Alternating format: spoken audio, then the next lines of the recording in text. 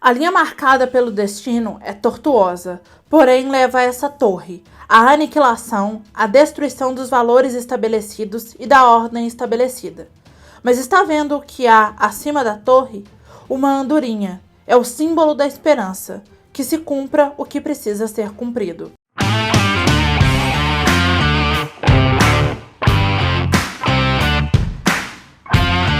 A Torre da Andorinha é uma publicação de 2016 da editora Martins Fontes e tem tradução de Olga Bajinska Cinzato.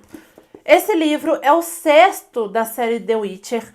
Já tem resenha dos outros 5 livros aqui no canal. Os vídeos vão estar aparecendo nos cards ao longo dessa resenha e eu vou deixar também na descrição. Nesse livro, o Geralt continua tentando chegar a Nilfgaard para resgatar a Ciri, que supostamente vai se casar com o Imperador. Enquanto isso, a verdadeira Ciri está escondida na cabana do eremita Visogota, se recuperando de ferimentos graves. E enquanto ela está escondida com ele, se recuperando, que ela vai contar para ele, e a gente vai conseguir saber através disso, como que ela se feriu tão gravemente e o que aconteceu com ela depois da última vez que ela aparece no livro anterior, que é Batismo de Fogo. E os dois vão construindo uma relação de amizade que é muito bonita de ler. O Sapkowski, ele utiliza muito ao longo da série esse recurso dos personagens contarem o que aconteceu com eles uns para os outros. Aqui ele vai fazer isso através da Ciri, que está contando isso para esse eremita, e vai fazer também através do Jaskier, né? O Jaskier, inclusive, é um importante veículo dele para fazer isso ao longo da série inteira. O Jaskier aqui vai contar pra gente através de um livro que ele está escrevendo o que aconteceu com o Geralt e com a companhia dele desde a última vez que a gente terminou de acompanhar eles também em Batismo de Fogo. Então, tem uma quebra temporal aí que a gente já começa a acompanhar eles um tempo depois. Então, ele vai contar o que aconteceu do final de Batismo de Fogo para até esse momento que a gente começa a acompanhar eles em A Torre da Andorinha. O Visogota, que tá aqui na capa, ele é um personagem que aparece pela primeira vez em A Torre da Andorinha. E mais uma vez o Sapkowski fez aquilo que eu já mencionei, acho que na resenha do livro anterior, que é fazer com que a gente fique absolutamente cativado e interessado por um personagem que acabou de aparecer na história. Tipo, ele chegou agora no rolê e a gente fica super cativado por ele. A história dele é contada, pelo menos uma parte dela, só pra gente entender ali quem que é esse personagem e de onde ele veio. O autor sempre faz isso quando ele insere um novo personagem. Ele conta quem que ele é brevemente e como que ele se encaixa aí nessa história. Mas a função desse personagem na história é muito mais ser um veículo para que a Ciri conte a história dela e assim a gente saiba o que aconteceu, e também cuidar dela e ser até um guia para ela, do que, assim, ter um grande destaque na história. O papel dele é esse e tá muito bem marcado.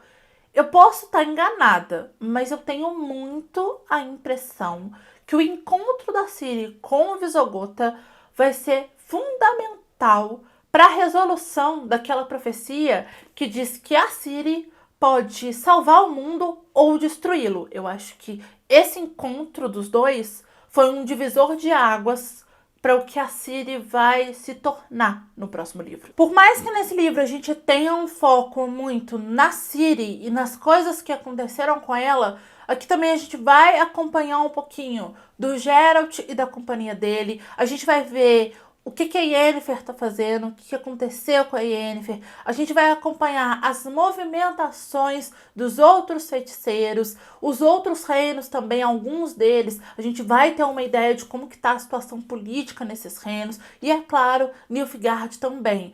A trama política da série, ela já é algo que vem sendo construída desde o primeiro livro, porque é algo bastante importante. Mas nesse livro aqui, eu acho que o autor já está começando a amarrar as coisas e a construir, assim espero, o que vai ser o final da série. Porque o próximo livro é o último, então ele precisa, né, já ir amarrar as coisas, porque senão a gente tá mais ou menos ferrado, porque não vai ter final. The Witcher se tornou uma das minhas séries de fantasia, assim, favoritas. Sempre que me pedirem dicas de livros de fantasia, eu vou falar sobre essa série, eu vou indicar essa série. É um mundo que, assim, por mais que algumas coisas eu acho que eu não pesquei numa primeira leitura, e tem algumas coisas meio problemáticas, eu gostei muito. Mas o fato de você gostar de uma coisa não significa que essa coisa seja perfeita e não tenha defeitos. Um exemplo disso é o quarto livro, que é Tempo do Desprezo, que foi o que eu menos gostei da série. E acho que provavelmente deve figurar aí nas minhas listas do final do ano de decepções. Por que eu tô falando isso? Ao longo da série, e em A Torre da Andorinha isso acontece também, o autor faz uso de alguns termos problemáticos. E isso é um pouco pior porque esses termos problemáticos estão sendo utilizados exatamente quando um personagem quer ofender o outro. Então ele vai e utiliza esse termo, que eu não acho que são ofensas. Então, assim, eu fiquei meio incomodada com isso. Com exceção de Tempo de Tempestade, que é um prelúdio, é um livro que foi publicado bem mais recentemente, todos os livros da série foram publicados originalmente no polonês antes dos anos 2000 por ali. Então, assim, os tempos eram outros e tal. Mas eu não vou passar esse pano pro Sapkowski por causa disso, não, tá? Não é sempre que isso acontece, mas ele dá essas escorregadas, então isso me incomodou sim. Mas ao mesmo tempo, eu não sei, porque eu não leio polonês, né, gente? Se isso é um problema do original ou da escolha da tradução. Se for um problema do original e a tradução escolheu manter, eu acho que nesses casos de termos problemáticos, cabe uma nota do tradutor falando do quanto que esse termo é problemático, sabe? Em 3 linhas, gente, consegue-se colocar uma nota de tradução em que o tradutor fala, olha, esse termo tá no original, a gente decidiu manter, mas a gente concorda que ele é problemático, sabe? Alguma coisa assim, ó, explicando mesmo. Eu acho que se o problema for do original, sempre cabe isso quando esses termos mais problemáticos são utilizados, quando palavras que não são ofensivas são utilizadas para ofender, porque aí é que tá, essas palavras serem utilizadas para ofender pode ofender algum leitor, e deve ter ofendido com certeza. Então, assim, né? E se é um problema da tradução, né? Sempre dá tempo de mudar. Outra coisa que me incomodou bastante, especificamente em A Torre da Andorinha, é que em alguns momentos o autor dá a entender que uma determinada coisa vai acontecer com a Ciri. Eu não vou falar o que é, porque isso pode ser spoiler para alguém. Mas eu só vou dizer que essa coisa não acontece. Ainda bem, porque é algo que é gatilho para muitas pessoas. Mas aí é que tá, eu fiquei tensa durante a leitura, eu fiquei incomodada, falando, não é possível que isso vai acontecer. Só que chegou uma hora que isso estava acontecendo tanto que eu comecei a ficar meio irritada, sabe? Eu acho que ele passou do ponto. Não precisava dele insinuar isso tantas vezes. Eu acho que uma vez já estava de bom tamanho e mesmo assim eu acho que também não tinha necessidade. Sabe quando um autor utiliza uma coisa que não acrescenta em absolutamente nada na história dele, apenas para chocar e para deixar o leitor tenso? Eu gostei muito desse livro, eu acho que o autor está conseguindo direcionar essa série por um caminho muito interessante. O livro e a série como um todo tem reviravolta atrás de reviravolta. Então, às vezes é até um pouco difícil da gente tecer teorias sobre o final dessa série. Eu tô muito empolgada, muito ansiosa para ler o próximo livro e último, que é A Senhora do Lago. Mas assim, eu espero que o autor não se perca, mas eu não tô com nenhuma ilusão de que os personagens vão terminar felizes para sempre, tá? Eu espero sim que tenha uma resolução para as coisas, mas esse não me parece ser o tipo de história e o tipo de mundo que vai terminar tudo às mil maravilhas. A gente vai sim dar uma sofridinha junto com os personagens. O Sapkowski, ele se inspirou no folclore polonês para escrever essa série. Então, algumas das criaturas que aparecem aqui são do folclore polonês. Então, para mim, que não conheço praticamente nada disso, foi muito interessante poder ter mais informações a respeito disso.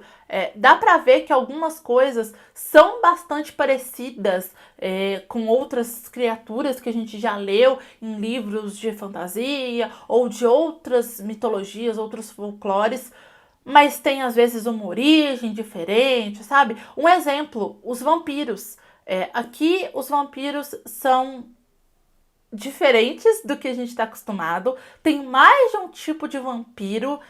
E assim, é um negócio absolutamente complexo e sensacional. Ao mesmo tempo que ele traz esse elemento que, pra mim, que não sei muitas coisas sobre o folclore polonês, são novas, né? São coisas que eu tô descobrindo através da história dele. Ele também traz algumas referências que quem, como eu, lê muito livro de fantasia, vai reconhecer. Tem algumas coisas que autores de fantasia adoram utilizar. Na resenha anterior eu falei daquela questão dos personagens se deslocarem de um lugar para o outro, e aí o autor ir mostrando, descrevendo a paisagem, ou mostrando como é que tá a situação no mundo que ele criou. Então isso é bastante recorrente. E aqui acontece também, e eu já vi isso acontecer em outros livros de fantasia, tá? Que é aparecerem duas torres que estão interligadas por algum motivo. Isso te soa familiar? Seja quando os autores estão se inspirando nas mesmas lendas, ou seja quando eles estão se inspirando em histórias anteriores, como O Senhor dos Anéis, por exemplo, que é referência para muitos autores de fantasia até hoje. O que eu acho mais legal nessa questão de referência é quando a gente consegue sim identificar a referência, a gente consegue ali, bem Capitão América, entender a referência, mas ao mesmo tempo o autor se apropria daquilo, faz um novo uso daquilo de uma tal forma que faz todo sentido para a história dele, ao ponto de parecer que ele criou aquilo para aquele universo, sabe? O Sapkowski faz isso e faz isso muito bem. Esse é o 6º livro dessa série que eu resenho aqui, gente. Eu tô igual um disco arranhado falando para vocês lerem a série The Witcher. Então, assim, eu acho que ninguém tem mais dúvidas de que eu recomendo essa série, né? Então, assim, faz favor aí de ler se você acompanha esse canal. E a Netflix já divulgou o trailer e algumas informações aí da 2ª temporada da série. Eu estou, assim, ensandecida, gente. Estou ensandecida. Lá na Twitch eu falei um pouco mais a respeito. Eu até, assim, reagi ao trailer. Eu ainda não vi a gravação da live que eu reagi ao trailer pra ver se eu passei muita vergonha. Espero que não. Talvez em algum momento eu crie coragem e assista essa live. Pelo menos o trecho em que eu reagi ao trailer.